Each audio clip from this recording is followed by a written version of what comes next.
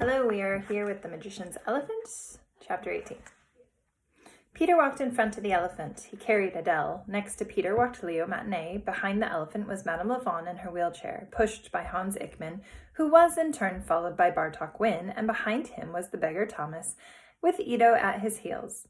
At the very end was Sister Marie, who for the first time in 50 years was not at the door of the orphanage of the Sisters of Perpetual Light. Peter led them, and as he walked through the snowy streets, each lamppost, each doorway, each tree, each gate, each brick leapt at him and spoke to him. All the things of the world were things of wonder that whispered to him the same thing. Each object spoke the words of the fortune teller and the hope of his heart that had turned out after all to be true. She lives, she lives, she lives. And she did live. Her breath was warm on his cheek. She weighed nothing. Peter could have happily carried her in his arms for all of eternity. The cathedral clock told midnight. A few minutes after the last note, the magician heard the great outer door of the prison open and then close again. The sound of footsteps echoed down the corridor. The steps were accompanied by the jangle of keys. "Who comes now?" shouted the magician. "Announce yourself." There was no answer, only footsteps in the light from the lantern. And then the policeman came into view. He stood in front of the magician's cell and held up the keys and said, "They await you outside." "Who?" said the magician. "Who awaits me?" His heart thumped in disbelief. "Everyone," said Leo Matinee. "You succeeded? You brought the elephant here, and Madame Lavon as well?" "Yes," said the policeman. "Merciful," said the magician. "Oh, merciful! And now it must be undone. Now I must try to undo it." "Yes, now it all rests upon you," said Leo. He inserted the key into the lock and turned it and pushed open the door to the magician's cell. "Come," said Leo Matinee. "We are all of us waiting. There is as much magic in making things disappear as there is in making them appear. More, perhaps. The undoing is almost always more difficult than the doing." The magician knew this full well, and so when he stepped outside into the cold and snowy night, free for the first time in months, he felt no joy. Instead, he was afraid. What if he tried and failed again? And then he saw the elephant, the magnificence of her, the reality of her standing there in the snow. She was so improbable, so beautiful, so magical. But no matter, it would have to be done. He would have to try. "There," said Madame Lavon to Adele. "Who is in the noblewoman's lap, wrapped up tight and warm?" "There he is. That is the magician." "He does not look like a bad man," said Adele. "He looks sad." "Yes, well, I am crippled," said Madame Lavon, "and that, I assure you, goes somewhat beyond sadness." "Madame," said the magician. He turned away from the elephant and bowed to Madame Lavon. "Yes," she said to him. "I intended lilies," said the magician. "Perhaps you do not understand," said Madame Lavon. "Please," said Hans Ickman, "please, I beg you, speak from your hearts." "I intended lilies," continued the magician, "but in the clutches of a desperate desire to do something extraordinary. I called down a greater magic, and it inadvertently caused you a profound harm. I will now try to undo what I have done." "But will I walk again?" said Madame Lavon. "I do not think so," said the magician, "but I beg you to forgive me. I hope that you will forgive me." She looked at him.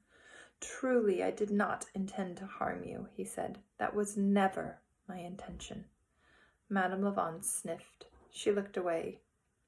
"Please," said Peter, "the elephant. It is so cold, and she needs to go home. Where is it where it is warm?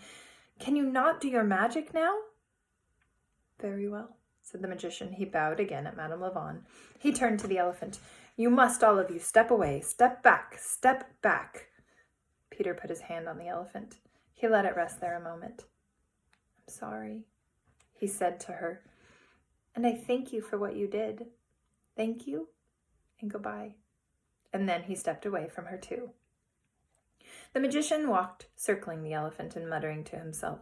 He thought about the star on view from his prison cell, and thought about the snow falling at last, and how he had wanted more than anything was to show it to someone He thought about Madame Lavon's face looking up into his, questioning, hoping. And then he began to speak the words of the spell. He said the words backward, and he said the spell backward too. He said it, all of it, under his breath, with the profound hope that it would well and truly work, and with the knowledge, too, that there was only so much, after all, that could be undone, even by magicians. He spoke the words. The snow stopped.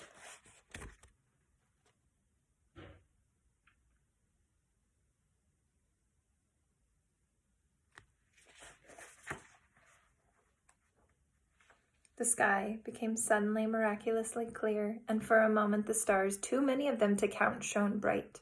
The planet Venus sat among them, glowing solemnly. It was Sister Marie who noticed. "Look there," she said. "Look up." She pointed at the sky. They all looked up. Bartok Wynne, Thomas, Hans Ickman, Madame Lavon, Leo Matinee, Adele, even Ito raised his head. Only Peter kept his eyes on the elephant and the magician, who was walking around and around her, muttering the backward words of a backward spell that would send her home. And so Peter was the only one to see her leave. He was the only one to witness the greatest magic trick that the magician had ever performed. The elephant was there, and then she was not. It was as simple as that. As soon as she was gone, the clouds returned, the stars disappeared from view, and it began again to snow. It was incredible that the elephant who had arrived in the city of Baltis with so much noise left in such a profound silence. When she last disappeared, there was no noise at all, only the tick, tick, tick of the falling snow. Ito put his nose up into the air and sniffed. He let out a low, questioning bark. "Yes," Thomas said to him. "Gone." "Ah, well," said Leo Matinee. Peter bent over and looked at the 4 circular footprints left in the snow. "She is truly gone," he said. "I hope she is home." When he raised his head, Adele was looking at him, her eyes round and astonished. He smiled at her. "Home," he said. And she smiled back at him, that same smile, disbelief, then belief, and finally joy. The magician sank to his knees and put his head in his shaking hands. "I am done with it then, all of it, and I am sorry, truly I am." Leo Matinee took hold of the magician's arm and pulled him to his feet. "Are you going to put me back in prison?" "Are you going to put him back in prison?" said Adele. "I must," said Leo Matinee. And then Madame Lavon spoke. She said, "No. No. It is pointless after all, is it not?" "What?" said Hans Ickman. "What do you say?" "I said that it is pointless to return him to prison. What has happened has happened. I release him. I will press no charges. I will sign away and sign any and all statements in that effect. Let him go. Let him go." Leo Matinee let go of the magician's arm, and the magician turned to Madame Lavon and bowed. "Madam," he said. "Sir," she said back. They let him walk away. They watched his black coat retreating slowly into the swirling snow. They watched together until it disappeared entirely from view. And when he was gone, Madame Lavon felt some great weight suddenly flap its wings and break free of her. She laughed aloud. She put her arms around Adele and hugged her tight. "The child is cold," she said. "We must go inside." "Yes," said Leo Matinee, "let's go inside." And that, after all, is how it ended, quietly, in a world muffled by the gentle, forgiving hand of snow. See you back here for chapter 19.